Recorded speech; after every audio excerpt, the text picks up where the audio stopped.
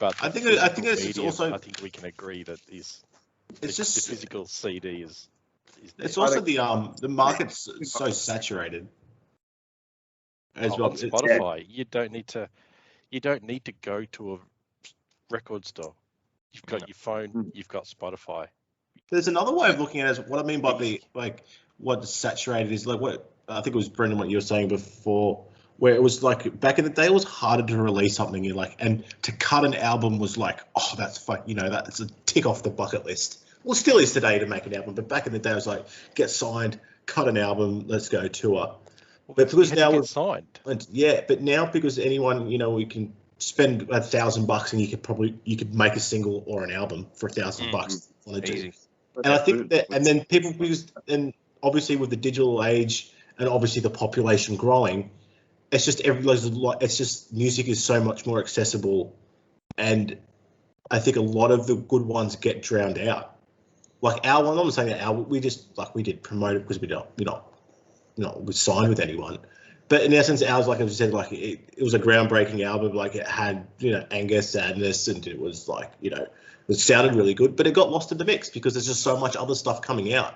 But back then, like, when the Metallica album come out, like you were fucking waiting. You knew that album was coming out. You know what I mean? You look forward to getting it. But now because music is so it's just everywhere. You know what I mean? And that's what I mean. That's why I think a lot of good music goes. When you listen to it, go, fuck, why aren't those guys bigger, man? Like that album's really good. You know what I mean? And it just gets lost. I think like a lot of music's just getting lost because there's so much of it. It's accessible. You're so right from the perspective of deserve to be bigger, and I'm not talking about us necessarily, because I think we probably have the following we deserve considering the effort we put into it. You know what I mean? We probably get, like, I mean, you guys have seen whenever we play in Melbourne and then I'll say something like, all right, how many people are here to actually watch us? How many people have heard of us before and wanted to hear us again? And, like 40, 50 hands go up out of the crowd and you're like, wow, this is actually more than we thought. And then, the same thing will sort of happen in Ballarat and whatnot. So, I mean, it kind of works in the amount of effort that we've put in. It's about right in my head. But then I hear some other bands and I hear some of the things they do, and I cannot believe that they're not headlining tours all the way around the country. Like I cannot, and I could name 5 off the top of my head easy that I would say, deserve to be in those top ranks. But, one of the things that I've noticed or learned about this, and this is probably a whole new topic for us to talk about, but one of the things I've noticed is you can promote as much as you like. You can sink a shite load of money into it.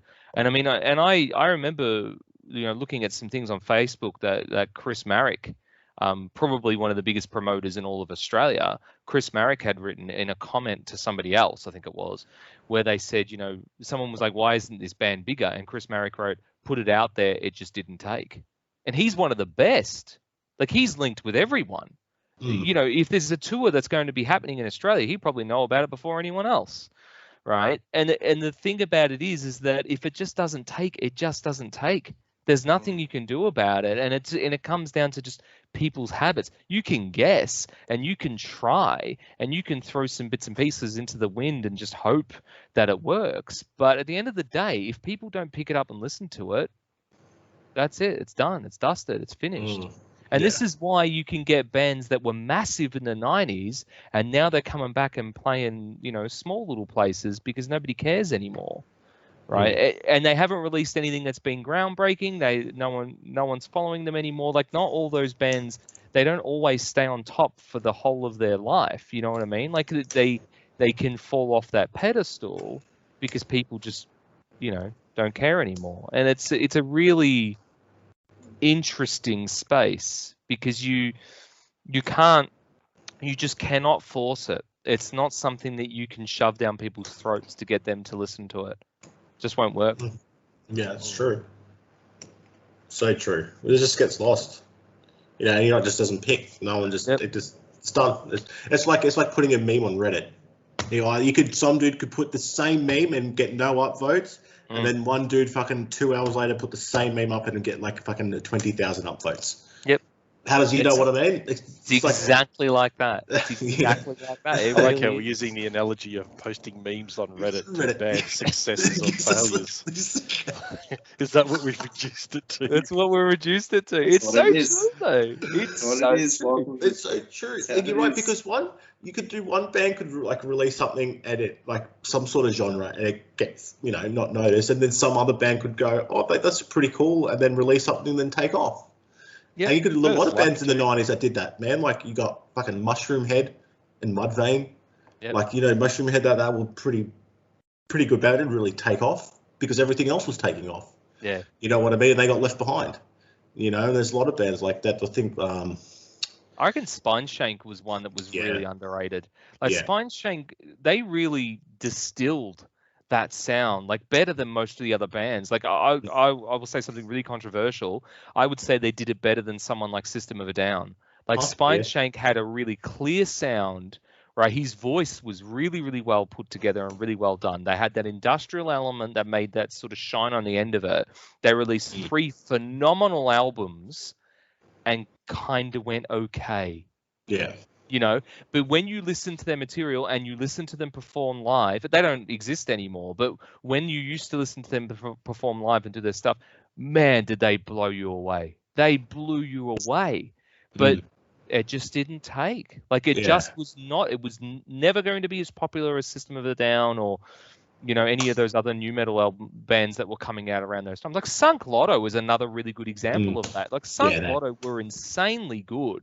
Yeah, like very, very, I mean, they were freaking 16, 17 when they started, you know, and they were writing some of the best new metal that you've bloody heard. Between Birth and Death has got to be one of the most iconic new metal albums I've ever heard in my life. And you go down the street, you say to someone, have you heard of Sunk Lotto? They go, who the fuck's that?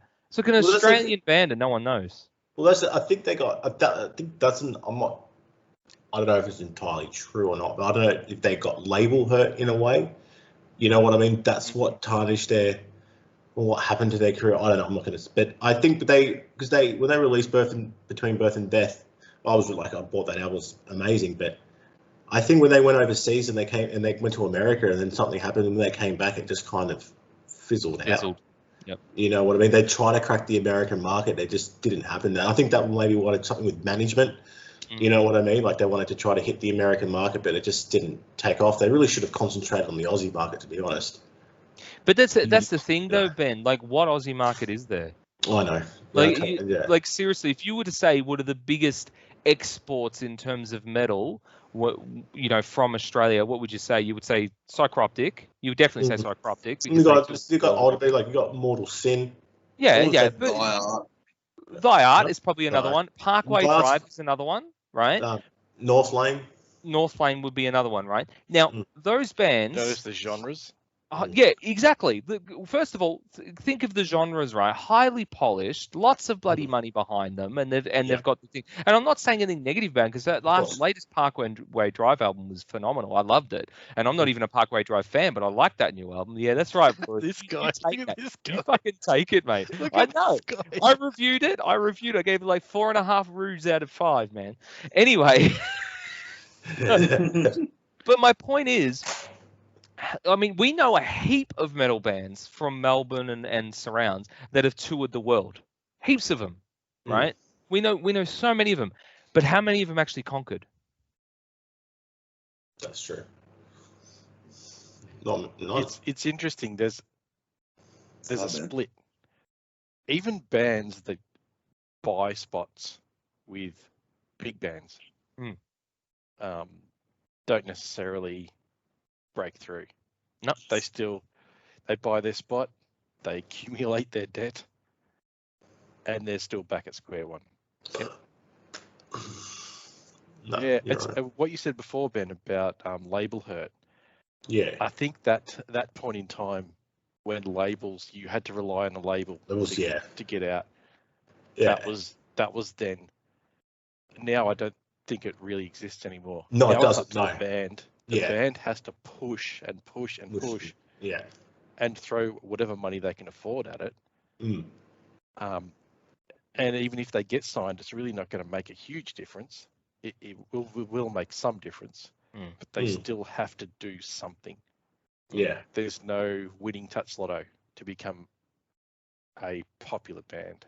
And even if you do get signed, you could get signed for that album, and then after that they could turn around and say, yeah, it's not working for us, see you boys.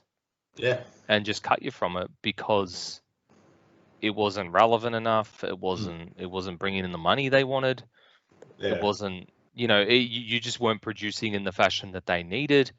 And then you've got this other problem of, well, hold on, if all music expression is art, how artistic can it be if you're getting the input from a label who is thinking of commercial pursuits rather than art itself? And I know there's a delicate balance there, but like, I don't know. I mean, we wouldn't do very well if we had a label that said to us, you need to produce a banger.